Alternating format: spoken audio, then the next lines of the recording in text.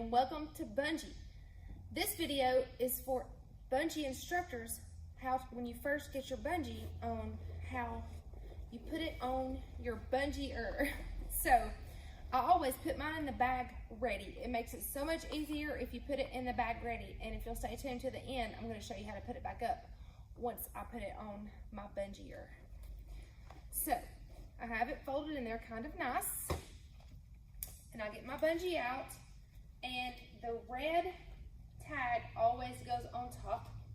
I keep this buckled just because it keeps it together and it keeps it from twisting. You don't want anybody to get in the harness with a twist. It will cause them to be a little bit raw and it could cause bruising. So you just always want to keep all your lines super, super straight.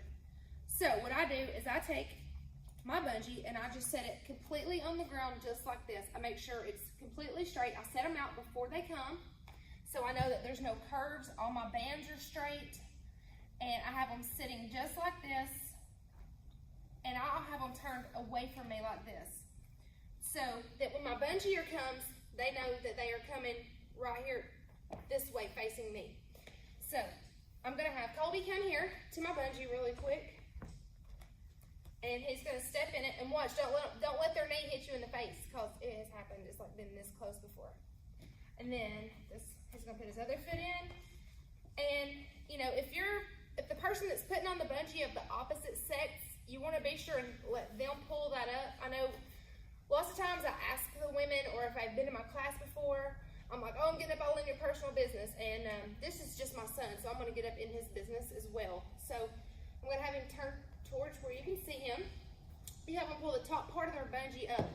And you always want to have the bungee loose, especially for bigger women, because you don't want them feeling like it's going to be tight, and you don't want them to feel insecure right before the class anyways, or anybody, because the bungee harness is not a flattering thing for anybody. It's so much fun, we do it, but it's not a flattering look. So I take the band and I feed it from the back. It doesn't have to be super tight up here. Some people like it tight, some people like it loose. I like mine a little bit tight because I do like to fly a little bit during class. Once you get that on there, you do want to tuck this in because you don't want anything flapping or flopping on the floor. Okay, so now this part right here, you want to be sure that you tell everybody you want to leave these loose until you get on the bungee, because once you hook up to the bungee, it kind of goes up your crack a little bit, and it's a little bit uncomfortable, so they want to readjust. So I always tell everybody just to be sure that the band is below the foam. So when it does ride up, that this cushiony part will fold over and give it a little bit extra cushion. Now, I have a partner that comes to every class with me, and they help me put everybody on the bungee.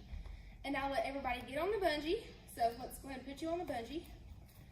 They're a little bit high. Some people like them high, some people like them low. I even offer changing them during the class if they want to fly. So my partner helps me pull these down. And these are super locked.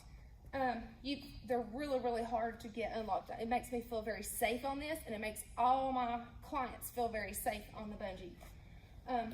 The rope here holds 300 pounds, and we bought extra bandages up top that, if you want to message me, I can give you more information about that hold 2,000 pounds.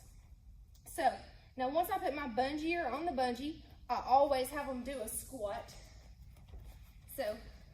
And I also have them lay back to be sure they're not going to hit the floor. If it's their first time, I kind of walk them through that, and you can check that out in my beginner video to show people how to get used to the bungee. So after they do that, if they've been to the bungee before, I let them do a push-up, and I be sure they're comfortable. If they've never been on the bungee, I kind of walk them through it, and I let them know and make them super comfortable and let them know that I can change the bungee.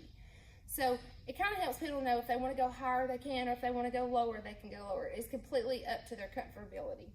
So I'm going to have my partner come back over here, my good-looking partner, and he's going to help me undo this. So what I'm going to turn it,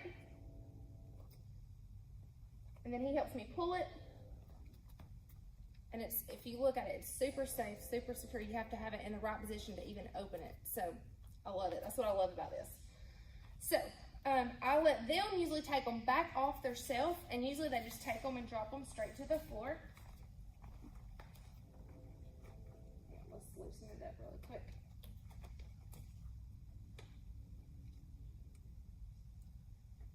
By this time, most people loosen it up themselves, but you can help them if they're needing a little bit of assistance.